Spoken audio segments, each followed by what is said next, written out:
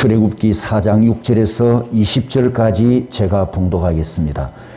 여호와께서 또 그에게 이르시되 내 손을 품에 넣으라 하시매 그가 손을 품에 넣었다가 내어보니 그의 손에 나병이 생겨 눈같이 된지라.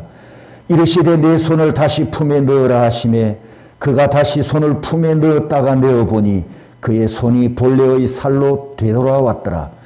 여호와께서 이르시되 만일 그들이 너를 믿지 아니하며 그 처음 표적의 표징을 받지 아니하여도 나중 표적의 표징은 믿으리라. 그들이 이 두 이적을 믿지 아니하며 내 말을 듣지 아니하거든 너는 나일 강물을 조금 떠다가 땅에 부으라. 내가 떠온 나일 강물이 땅에서 피가 되리라. 모세가 여호와께 아뢰되 오 주여 나는 본래 말을 잘하지 못하는 자니이다. 주께서 주의 종에게 명령하신 후에도 역시 그러하니 나는 입이 뻣뻣하고 혀가 둔한 자니이다. 여호와께서 그에게 이르시되 누가 사람의 입을 지었느냐? 누가 말 못하는 자나 못 듣는 자나 눈 밝은 자나 맹인이 되게 하였느냐? 나 여호와가 아니냐? 이제 가라. 내가 내 입과 함께 있어서 할 말을 가르치리라. 모세가 이르되 오 주여 보낼 만자를 보내소서. 여호와께서 모세를 향하여 노하여 이르시되 레위 사람 내 형 아론이 있지 아니하냐? 그가 말 잘하는 것을 내가 아노라. 그가 너를 만나러 나오나니 그가 너를 볼 때에 그의 마음에 기쁨이 있을 것이라. 너는 그에게 말하고 그의 입에 할 말을 주라. 내가 내 입과 그의 입에 함께 있어서 너희들이 행할 일을 가르치리라. 그가 너를 대신하여 백성에게 말할 것이니 그는 내 입을 대신할 것이요 너는 그에게 하나님같이 되리라. 너는 이 지팡이를 손에 잡고 이것으로 이적을 행할지니라. 모세가 그의 장인 이드로에게로 돌아가서 그에게 이르되 내가 애굽에 있는 내 형제들에게로 돌아가서 그들이 아직 살아있는지 알아보려 하오니 나로 가게 하소서. 이드로가 모세에게 평안히 가라 하니라. 여호와께서 미디안에서 모세에게 이르시되 애굽으로 돌아가라. 내 목숨을 노리던 자가 다 죽었느니라. 모세가 그의 아내와 아들들을 나귀에 태우고 애굽으로 돌아가는데 모세가 하나님의 지팡이를 손에 잡았더라. 아멘.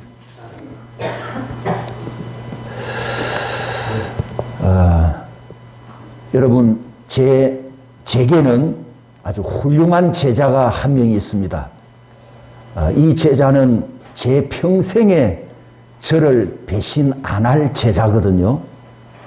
딱 한 명이 있는데 오늘 아침에 뽀뽀를 받았습니다. 그러면서 하는 말이 40년 동안 하나님의 말씀을 잘 가르쳐 주어서 고맙습니다, 스승님. 그러더라고요. 근데 얼굴 표정이 왜 그렇습니까? 생뚱맞습니까? 하여튼 경상도 사람은 잘 안 웃고요. 대구 사람은 더 잘 안 웃고 안동 사람은 또 더 애헴합니다. 충청도 사람은 집에 가서 입을 뒤집어 쓰고 웃는답니다. 반응이 느려가지고. 우리에게는 영원한 스승님이 계십니다. 우리에게는 하나님께서 영원한 스승님이 되셔서 지금 모세 쫄쫄쫄 뒤를 따라다니면서 모세를 가르치고 설득하고 권면하고 이 모세를 들어 쓰시기 위해서 하나님께서 애쓰시는 모습을 우리가 오늘 본문에서도 보지 않습니까? 오늘 이 말씀을 보면서 또 이 말씀을 들으면서 우리에게 영원한 스승이 되시는 만군의 여호와 앞에 저와 여러분들이 어떤 사람이 될 것인가, 또 나는 하나님께 어떻게 쓰임을 받을 것인가, 특히 자라나는 이 세들이 나는 앞으로 하나님께 어떻게 쓰임을 받을 것인가, 여러분의 꿈을 키우는 하나님의 말씀이 되기를 원합니다. 지팡이를 던지라는 명령에서 목숨을 담보로 하는 순종에 대해 말씀드렸습니다. 다니엘이 다른 신앙을 가지면 사자밥이 된다는 왕의 명령을 알면서도 여호와를 향하여 기도하는 모습, 기도하는 방식, 기도하는 생활, 기도하는 습관에 변함없이 한결같은 행함을 보였습니다. 결국 다니엘이 사자굴에 들어가지요. 그런데 그 결과가 어떻게 되었습니까? 다니엘서 6장에 보면 천사가 사자들의 입을 봉하여 다니엘은 살아납니다. 그리고 다니엘을 경쟁하고 시기하고 모함했던 사람들이 대신 사자굴에 들어가서 사자밥이 됩니다.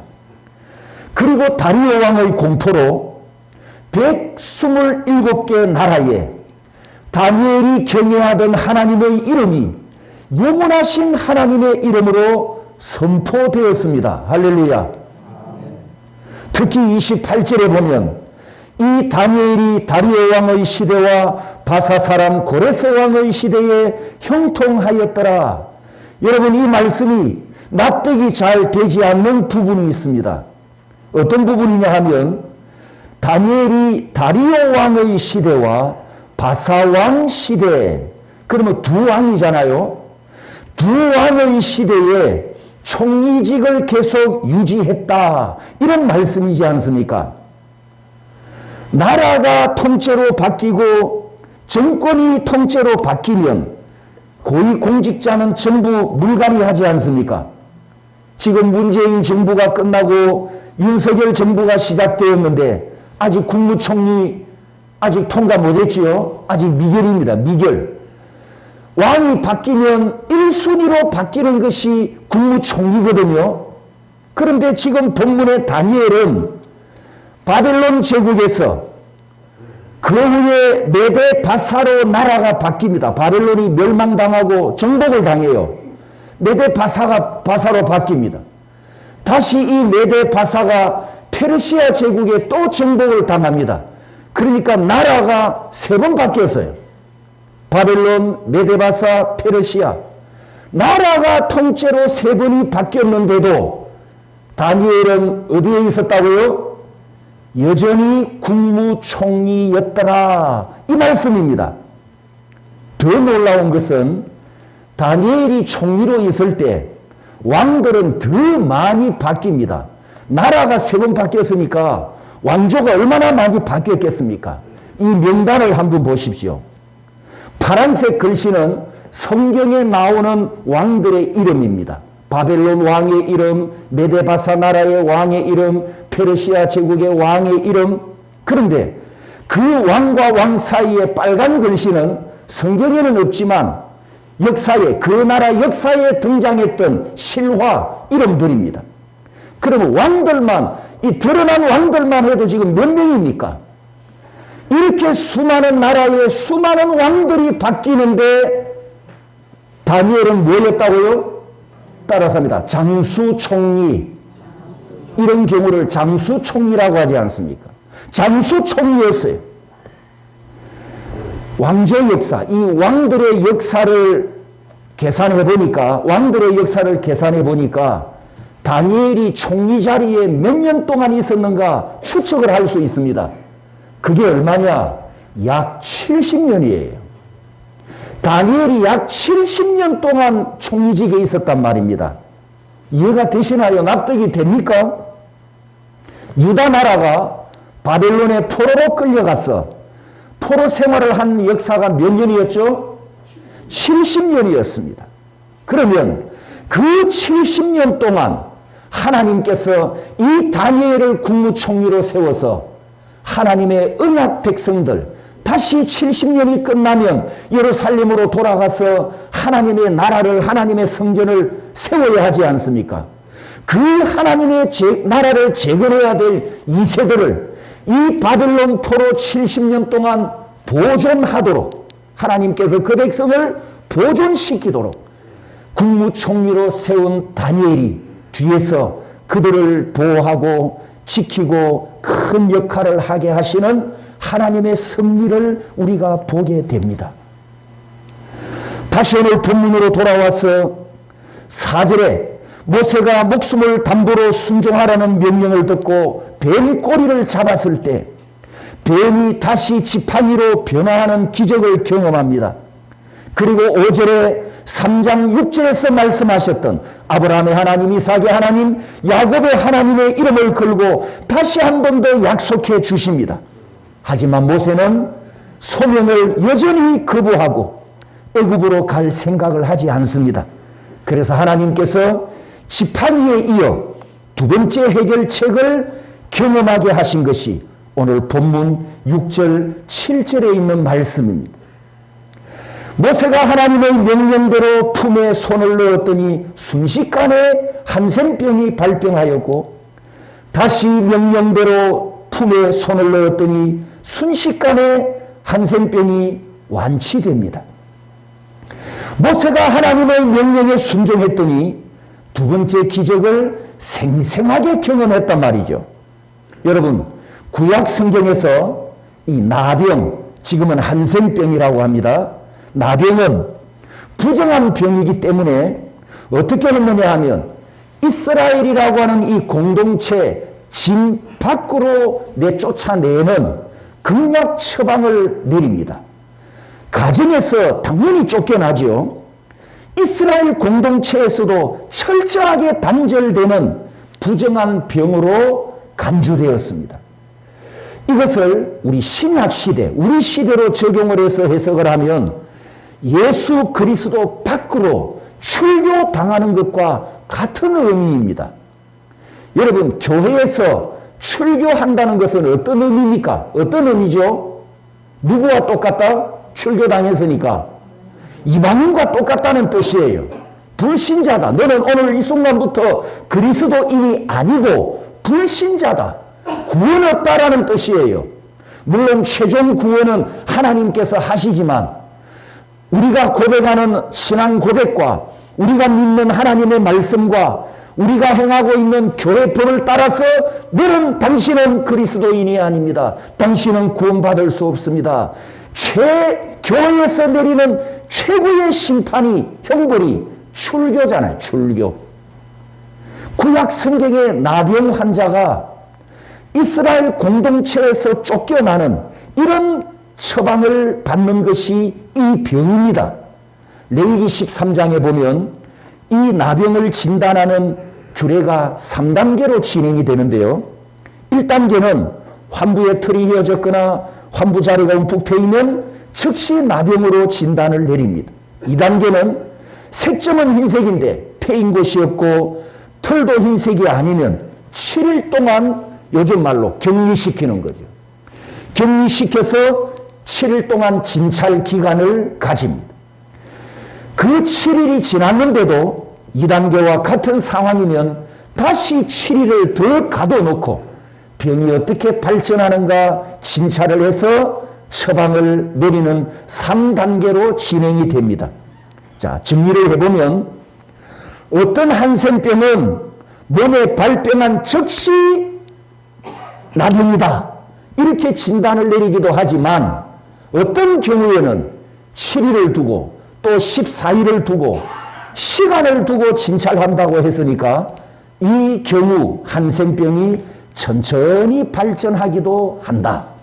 두 가지입니다. 즉시 나병으로 판정받기도 하고 진찰 기간을 두고 천천히 나병이 발전하기도 한다. 이 두 가지를 우리가 정리해 볼 수가 있습니다.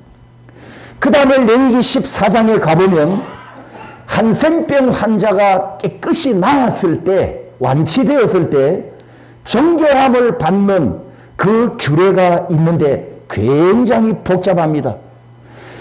레위기 14장에 보면 새 2마리, 백향목, 홍색실, 우설초, 옷을 씻고 털을 밀고 몸을 씻고 난 후에 새를 잡고 7일 동안 기다렸다가 또 8일째 되는 날 어린 순양 2마리, 어린 암양 1마리, 고운 가루 10분의 3에바, 기름 섞은 소재물.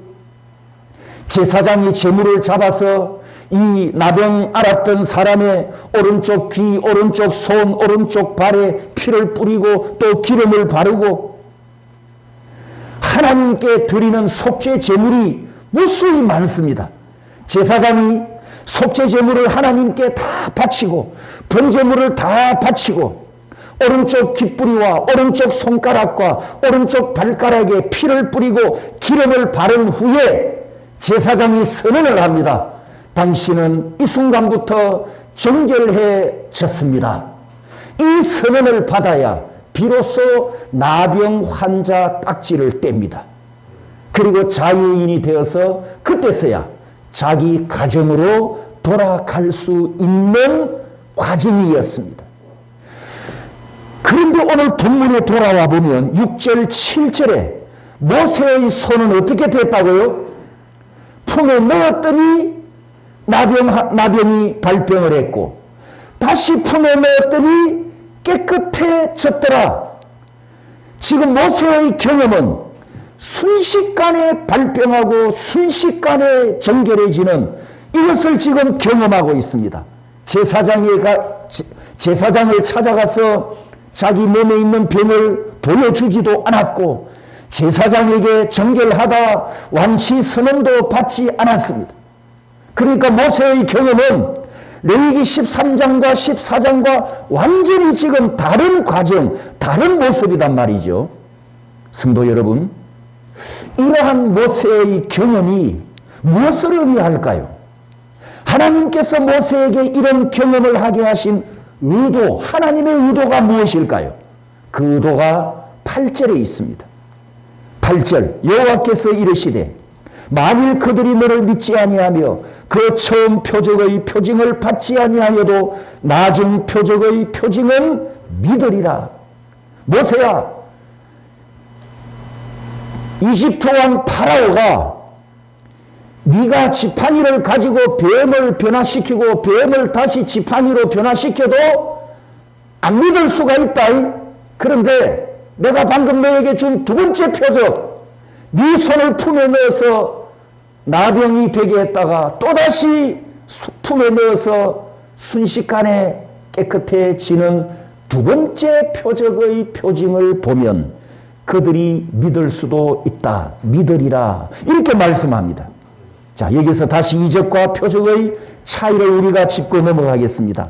성경에 기록된 파라, 이적은 전능하신 하나님의 신비함을 나타내는 기적이지만 표적, 오트, 이 표적은 이적과 의미가 더해진 오트여서 이적보다는 훨씬 더 강한 하나님의 메시지가 담겨 있습니다.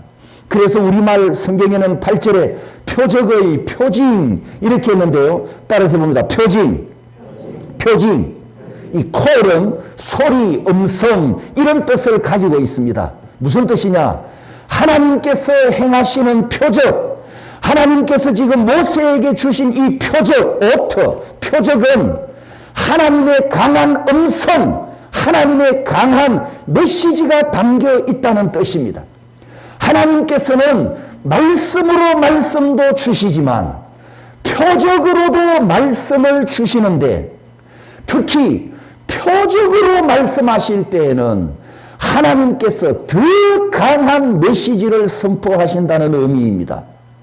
우리가 하나님의 말씀을 들을 때 하나님께서 음성을 우리에게 들려주신다면 우리가 기록된 성경 말씀으로 하나님께 말씀을 듣는다면 니시우마 주의 종이 듣겠나이다 말씀하옵소서 이렇게 우리가 하나님께 겸손하게 낮아져야 하지만 만일 하나님께서 표적을 보여주시면서 더 강하게 선포하신다면 우리는 그 하나님의 말씀 앞에 더 겸손하게 낮아지고 더 경청하고 더 엎드려져야 한다는 이런 의미가 표적의 표징 오트콜 이 의미입니다.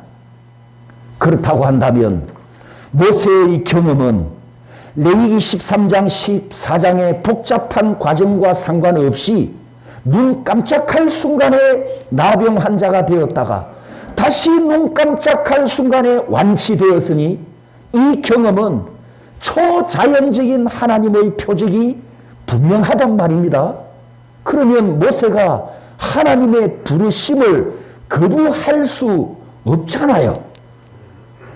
이 경험을 했으면 모세는 더욱더 하나님 앞에 겸손하게 낮아져서 하나님의 소명에 순종해야 되지 않습니까? 그래서 하나님께서 두 번째 표적을 경험하게 하셨단 말이죠. 사랑하는 성도 여러분, 지금 모세가 두 번을 경험했습니다. 하나님의 명령에 순종했더니 표적이 나타났습니다. 하나님의 명령에 순종했더니 하나님의 표적을 경험했습니다. 이처럼 하나님의 명령에 순종하면 하나님의 역사하심을 경험합니다. 이제 모세는 두 개의 표적을 가지고 당당하게 파라오를 찾아갈 수 있게 되었습니다. 그런데 다시 오늘 본문 8절과 9절을 보면 문자에는 없지만 성경에는 기록되지 않았지만 8절과 9절 자간에 있는 상황을 보면 두 개의 표적을 경험하고 두 개의 표적을 받았는데도 모세는 여전히 못 가겠다고 때를 쓴 것 같습니다. 그래서 하나님께서 9절에 세 번째 해결책을 주십니다. 세 번째 해결책. 그들이 이 두 이적을 믿지 아니하며 내 말을 듣지 아니하거든 너는 나일 강물을 조금 떠다가 땅에 부으라. 내가 떠온 나일 강물이 땅에서 피가 되리라. 하나님께서 세 번째 해결책을 주셨습니다. 그런데 10절을 보십시오. 모세는 또 소명을 거부합니다.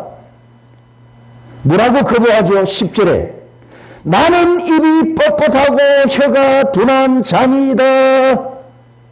아마 모세의 말투가 이런 것 같아요. 하나님, 그래도 나는 안 갈랍니다. 하나님께서 그렇게 하셔도 내가 가나 보세요. 말 안 듣는 아이들처럼 그런 것 같아요. 때를 쓰고 있습니다. 거부하고 있습니다. 발버둥 치고 있습니다. 안 가려고.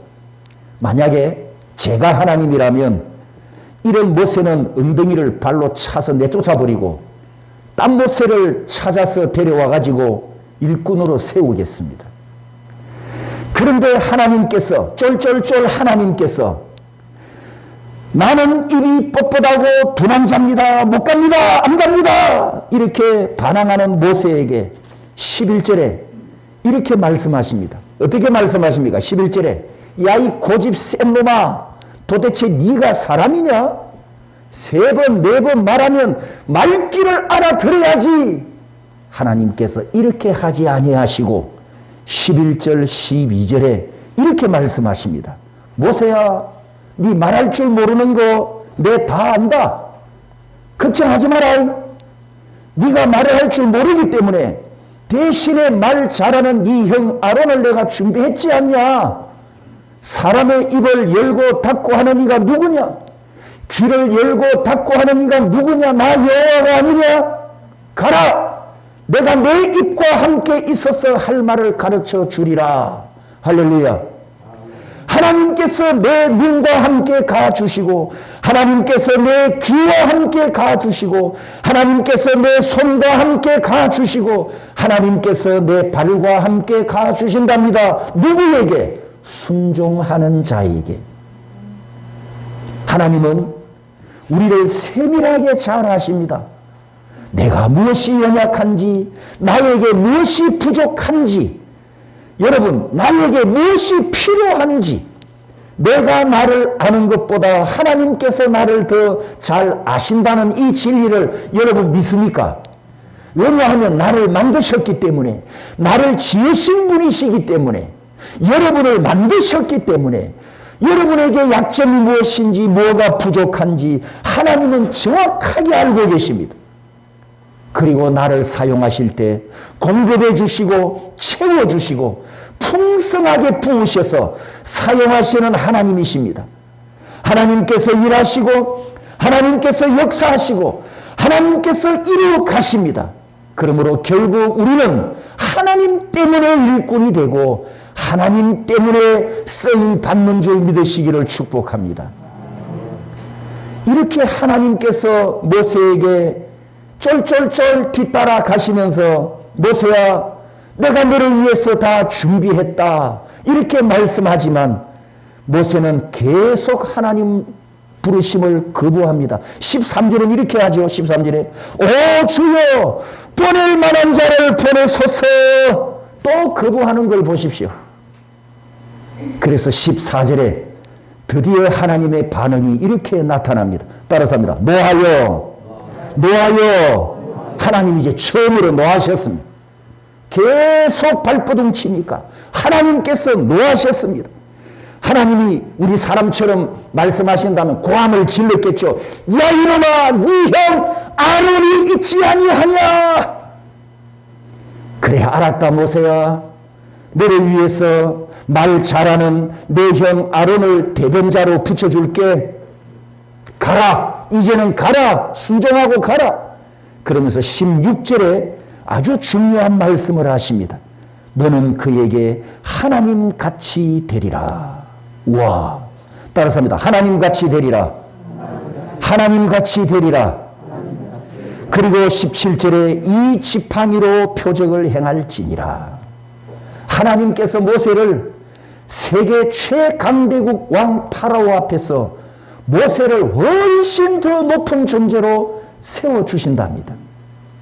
그리고 이 모세가 이제는 고집을 피우지 못하고 하나님의 부르심에 순종하고 이집트로 가족을 데리고 가는데 손에 무엇을 들고 가는지 유의해 보십시오. 20절 다 같이 읽습니다. 시작. 모세가 그의 아내와 아들들을 나귀에 태우고 애굽으로 돌아가는데 모세가 하나님의 지팡이를 손에 잡았더라. 할렐루야. 모세 손에 뭘 들었다고요? 그냥 지팡이 가면 틀렸습니다. 예, 하나님의 지팡이. 자, 옆 사람한테 한번 물어봅니다. 당신 손에 뭐가 있습니까? 하나님의 지팡이를 잡아야 합니다.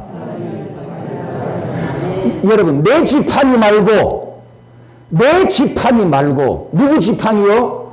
하나님의 지팡이. 오늘 설교 핵심이 이겁니다. 이제 결론 부분인데 이게 핵심이고, 오늘 이 말씀을 통해서 여러분의 손에 하나님의 지팡이를 다 잡으셔야 돼요.